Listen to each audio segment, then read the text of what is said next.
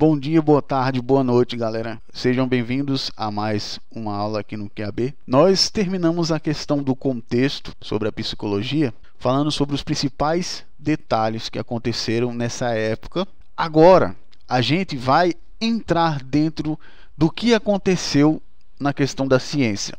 Quais foram as bases científicas que deram origem à psicologia? Qual foi a guerra científica, vamos dizer assim, que ela teve que travar para se tornar uma ciência? É isso que nós iremos falar hoje. A parte técnica, que foi se iniciando na época mecanicista, teve um auge muito grande na época do associalismo e depois ganhou um papel no mundo como ciência própria. E é isso que a gente vai ver hoje. E a primeira coisa que a gente vai ver é sobre a questão de como a ciência tratava a psique. Então eles passavam a estudar os processos da psique, da sensação e da percepção mecanicista.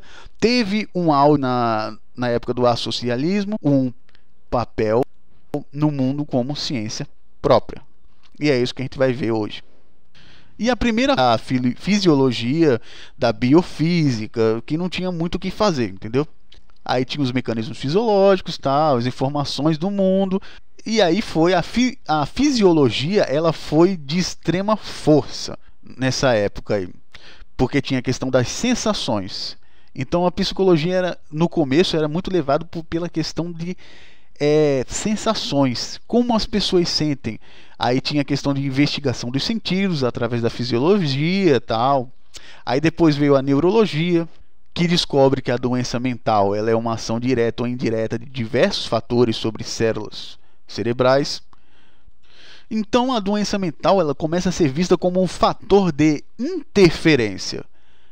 É aí que eles começam a perceber que existem células que precisam estar sadias para que não haja interferência. Isso aqui é um ponto interessante. Aí vem a anatomia, que descobre que a atividade motora nem sempre está ligada à consciência, que é aquela questão que a gente vê hoje sobre o nosso sistema nervoso, o simpático e o parasimpático, por não estarem necessariamente na dependência dos centros cerebrais superiores. Por exemplo, quando alguém queima a mão em uma chapa quente, a primeira coisa que vem não é o seu pensamento, mas sim é a sua mente instintiva que vai tirar sua mão de lá. O estímulo chega à medula espinhal antes de chegar aos centros cerebrais superiores e recebe uma ordem para a resposta que é tirar a mão. Essa aqui é uma resposta rápida, uma resposta de sobrevivência. Aí nós temos aqui o Miller, que também fazia muitos trabalhos sobre os nervos específicos e as energias que estão dentro dos nervos específicos, que são energias do tipo elétrica. Porque isso aqui é um pouco complexo de vocês entenderem, principalmente se vocês não souberem o que é estática e tal. Mas o nosso corpo ele tem elétrons, tá ok? E se existe elétron, existe eletricidade, tá certo? Mas isso aqui depende da carga, tá ok? Existem átomos que, por exemplo, não têm carga elétrica e existem uns que têm. Mas a questão é, existe energia no nosso corpo. Existe energia no nosso corpo e existe energia específica dos nervos. Isso aqui é importante você saber, porque isso aqui faz o trabalho de excitação ou estimulação dos nervos, que produzem as sensações. Aqui eles já foram diretamente nos nervos sensoriais e como eles funcionam, como eles são estimulados, excitados. Isso aqui foi de extrema importância para a questão nervosa, como os nossos nervos se comportam e como as sensações elas aparecem. Essa ideia levou muitas pesquisas que buscavam localizar funções no sistema nervoso e delimitar mecanismos receptores sensoriais na periferia do organismo. Vários níveis de comportamento dependem de partes distintas do cérebro e do sistema nervoso. O Hall postulou especificamente que o movimento voluntário depende do cérebro, o movimento reflexo da medula espinhal, o movimento involuntário do estímulo direto da musculatura e o movimento respiratório da medula.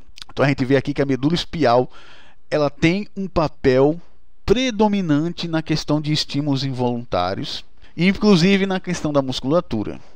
E também movimento respiratório, a medula ela tem um papel essencial em todos esses movimentos. Por isso que uma fratura na medula ela é tão perigosa. Isso aqui é um ponto interessante. Para quem assiste minhas aulas de PHTLS, eu já falei um pouquinho sobre isso. Aí agora você está vendo quanto é importante o cuidado com a cervical. Aí aqui vem os testes dentro do hospício, que era muito normal naquela época. O bicho lá no hospício fez lá uma autópsia de um homem que durante muitos anos foram incapazes de falar inteligivelmente. Ficava lá. O exame revelou uma lesão na terceira convolução frontal do córtex cerebral. Broca denominou essa seção do cérebro do centro de fala. Aí é que vem todos os centros de processamento do nosso córtex cerebral. Foi através desse cara aí que veio todo... uma parte, vamos dizer assim, não veio todo, mas aí veio a observação sobre essa questão de cada parte do nosso cérebro é responsável por um processo. Aí foi chamado de área do Broca, um método clínico e útil suplemento de estripação, visto ser difícil conseguir sujeitos humanos que aceitem a estripação de partes do seu cérebro. Os caras tinham que abrir os outros lá tal, e nem todo mundo queria. É isso que ele quer dizer. Como uma espécie de estripação póstuma, esse método oferece a oportunidade de examinar a área danificada do cérebro, a área que se supõe ser responsável por uma condição comportamental existente antes da morte do paciente. Então, muitas das coisas que foram vistas foi abrindo gente mesmo no modo prático para ver como é que funciona.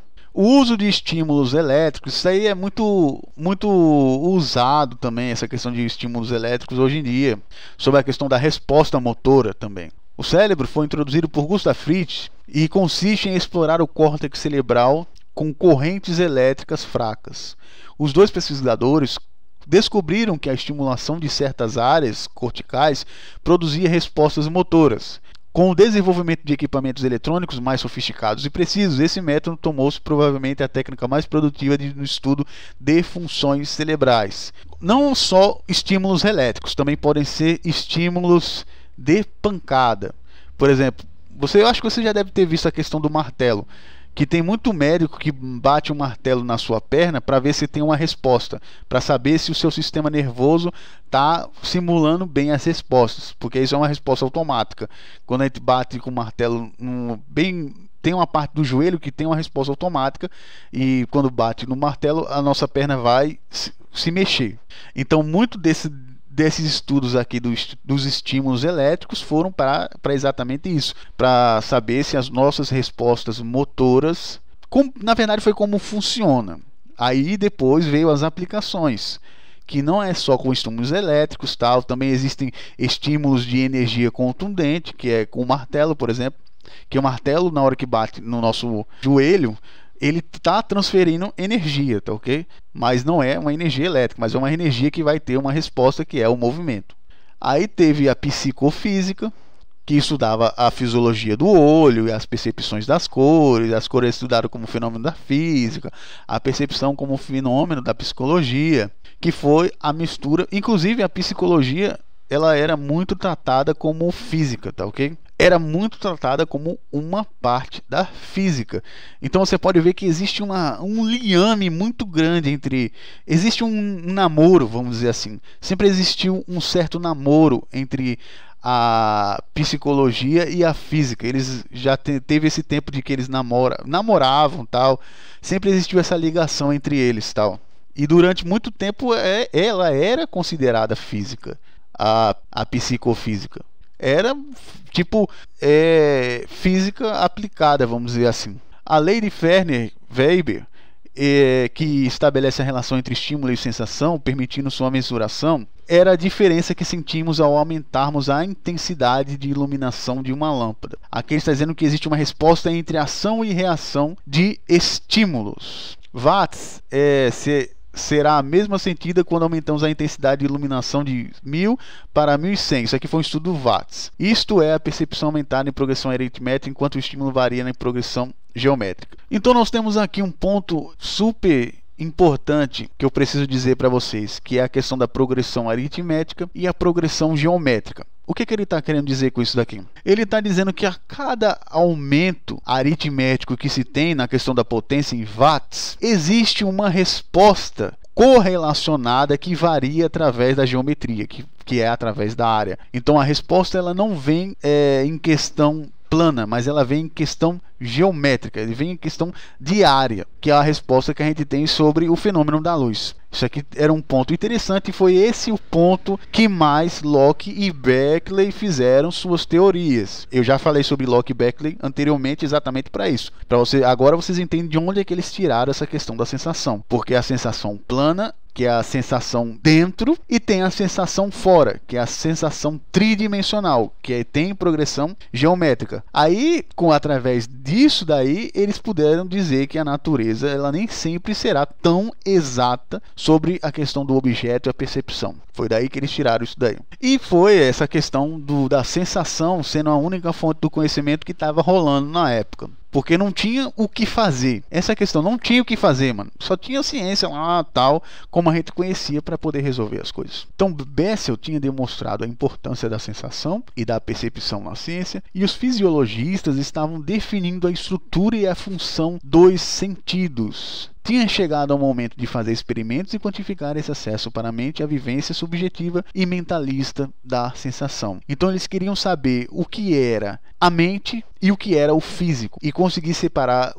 as leis da mente e as leis da física. Então eles tinham essa questão. Só que o único problema deles é que eles pensavam que a mente era mecânica da mesma forma que as coisas físicas. Então esse foi o único erro deles nessa época, de pensar que seria tão mecânico ao ponto de ser igual à fisiologia, ou então até a própria psicofísica também. A psicofísica, então não tinha como existir essa relação tão forte quando entramos no fenômeno da mente. Então esse foi o único erro deles naquela época, e não conseguiram definir isso, porque a única coisa que eles tinham era as sensações, e as sensações elas são mecânicas. Então eles pensavam, sensações mecânicas, logo todo o resto é mecânico. Então é algo meio lógico de você entender da cabeça dos caras. Dessa forma, os fenômenos psicológicos vão adquirindo status de científicos, porque para a concepção da ciência da época, o que não era mensurável não era passível de estudo científico. Então aí você vê a dificuldade que os caras tinham, mano. Porque existia dificuldade, porque não há como você mensurar de forma eficiente a mentalidade. Porque naquela época era muito difícil, porque eles estavam acostumados a lidar com casos físicos. Por exemplo, quando eu queria saber alguma coisa da fisiologia, eu abria o cara lá e via. Então, para eles era desse jeito. Outra contribuição muito importante desses primórdios foi a psicologia científica, tal, que a gente vai falar na próxima aula mais abertamente, diferente das aulas anteriores, que eu só dei uma pincelada. Aí tem o Wundt, que cria a Universidade de Leipzig, na Alemanha, que foi o primeiro laboratório de experimentos que na época era psicofisiologia. Então aqui a gente já tem um quê a mais da psicologia, entrando também sobre a questão da fisiologia. A fisiologia, ela tenta estudar a função por exemplo, a função dos órgãos, a função das células, a função de tudo, principalmente as funções do corpo humano. Então a fisiologia ela estuda mais isso. E quando entra a psicologia dentro da fisiologia, nós tentamos entender a psique através do que nós temos, que é a questão da função dos órgãos. Era o que tinha na época para eles poderem resolver as coisas.